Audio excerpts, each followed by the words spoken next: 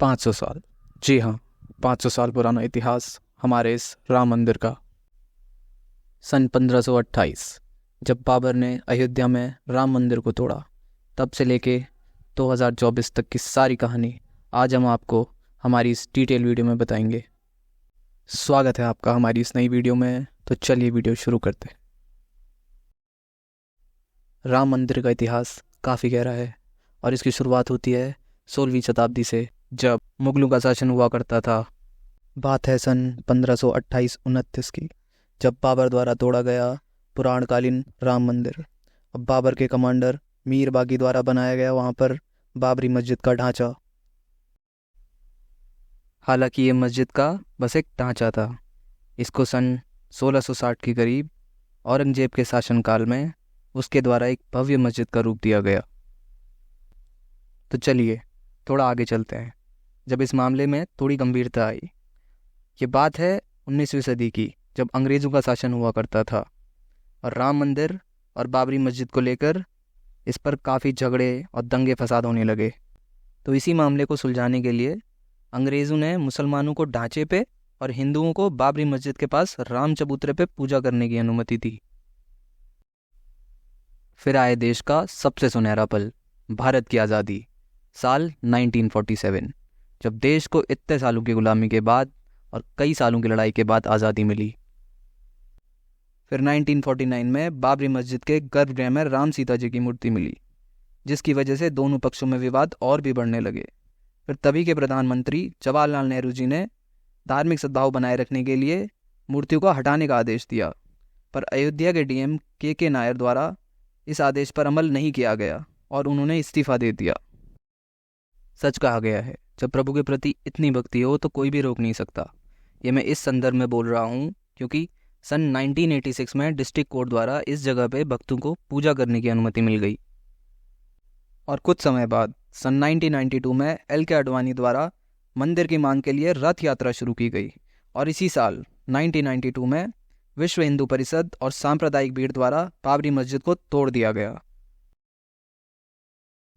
इसी मुद्दे की गहराई को देखकर भारत सरकार द्वारा एक कमीशन का निर्माण किया गया, जिसका नाम रखा गया लिबरन कमीशन, और तभी आर्कियोलॉजिकल सर्वे ऑफ इंडिया द्वारा इस जगह का सर्वे शुरू किया गया। आर्कियोलॉजिकल सर्वे ऑफ इंडिया एक भारत की सरकारी एजेंसी है जो भारत की पुरानी विरासतों का संरक्षण करती है। और 2003 में आर्कियोलॉजिकल सर्वे के मुताबिक ये पाया गया कि जिस नींव पर बाबरी मस्जिद बना हुआ था, वहाँ पुराने समय में एक मंदिर था जो हिंदुओं से संबंधित था। तब से लेकर 2019 तक काफ़ी वाद विवाद के बाद सुप्रीम कोर्ट ने अपने फैसले में यह सुनाया कि ये ज़मीन राम मंदिर ट्रस्ट को सौंप दी जाए, और पूरे भारत में यह फैसला सुनकर काफ़ी जश्न मनाया गया। तब हुआ वो जिसका पूरे भारतवर्ष को इंतज़ार था, राम मंदिर का पुनर्निर्माण, जो कि मार्च 2020 से शुरू हुआ और हमारे प्रधानमंत्री नरेंद्र मोदी जी द्वारा अगस्त 2020 में इसका भूमि पूजन हुआ। तो आइए अब बात करते हैं राम मंदिर के डिज़ाइन के बारे में, जिसे डिज़ाइन किया गया चंद्रकांत सोमपुरा द्वारा, जिनके परिवार ने करीबन 200 ऐसे स्ट्रक्चर पूरे देश भर में बनाए हैं और 131 मंदिर देश और विदेश में मिलाकर डिज़ाइन किए हैं। सोमपुरा परिवार जाना जाता है भव्य सोमनाथ मंदिर और अक्षरधाम मंदिर के डिज़ाइन के लिए। चंद्रकांत सोमपुरा द्वारा 1989 में पहली बार राम मंदिर का डिज़ाइन शुरू किया गया, जब वह अशोक सिंघल, जो कि उस समय विश्व हिंदू परिषद के चीफ हुआ करते थे, उनके साथ राम मंदिर की ज़मीन देखने गए। और उसके बाद करीबन 32 सालों तक चंद्रकांत सोमपुरा और उनके बेटों द्वारा राम मंदिर के डिज़ाइन में सुधार किया गया। यह डिज़ाइन वास्तु तथा शिल्प शास्त्र को ध्यान में रखते हुए बनाया गया है और नॉर्थ नगारा स्टाइल ऑफ आर्किटेक्चर जैसे खजुराहो ग्रुप ऑफ मॉन्यूमेंट्स जो मध्य प्रदेश और कोनक टेम्पल जो उड़ीसा में, इनसे प्रेरित होकर बनाया गया है। अयोध्या, जो कि श्री राम जी की जन्मभूमि है, यह सराई नदी के पास स्थित है और नदी के पास होने की वजह से यहाँ पे अनकंसोलिडेटेड सॉइल यानी ढीली रेत जैसी मिट्टी पाई जाती है, जो समय के साथ नींव को कमज़ोर कर देती है। और हिमालयन रेंज के पास होने के कारण यह अर्थक्वेक जोन 4 में भी आता है। इसी की वजह से राम मंदिर के लिए करीबन 40 फीट की खुदाई की गई ताकि मिट्टी स्टेबलाइज हो जाए। और फिर फाउंडेशन के लिए इस्तेमाल किया गया रोलर कॉम्पैक्टेड कंक्रीट, जो कि पत्थर से भी ज़्यादा मजबूत माना जाता है और अर्थक्वेक जोन 5 तक को सहन कर सकता है। 40 फीट रोलर कॉम्पैक्टेड कंक्रीट के बाद इसमें 21 फीट ग्रेनाइट की लेयर बनाई गई, जिसे प्लिंथ कहते हैं। यह प्लिंथ एक मजबूत नींव का काम करती है और मंदिर को सीलन और दीमक से बचाती है। अगर हम मंदिर के साइज़ की बात करें तो इसकी लंबाई 380 फीट, चौड़ाई 250 फीट और इसकी ऊंचाई 161 फीट है, जो कि अपने आप में एक गर्व की बात है। मंदिर में पूरे 392 पिलर्स का इस्तेमाल किया गया है और इसमें कुल 44 दरवाजे हैं।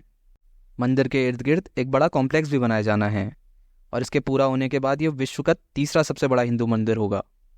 इतने बड़े और भव्य मंदिर को बनाने का काम लार्सन एंड टर्बो कंपनी ने किया।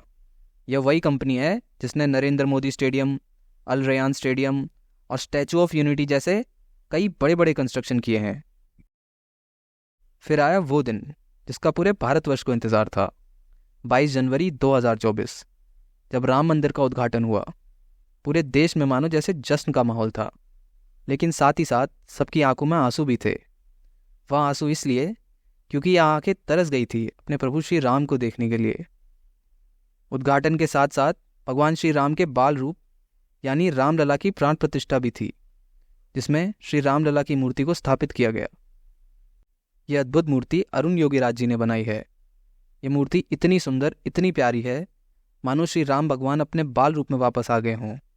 दोस्तों, अरुण योगीराज जी किसी आम व्यक्ति की तरह अपना MBA कंप्लीट करने के बाद एक साधारण जॉब कर रहे थे, लेकिन वह अपने इस मूर्तिकार की कला से ज़्यादा दिन दूर नहीं रह पाए और अपनी नौकरी छोड़कर वापस अपने इस काम में लग गए। तो दोस्तों, ये थी श्री राम मंदिर की सारी कहानी। आशा करता हूँ आपको हमारी इस वीडियो से कुछ सीखने को मिला होगा। बहुत बहुत धन्यवाद आपका हमारी इस वीडियो में जुड़ने के लिए। जय श्री राम।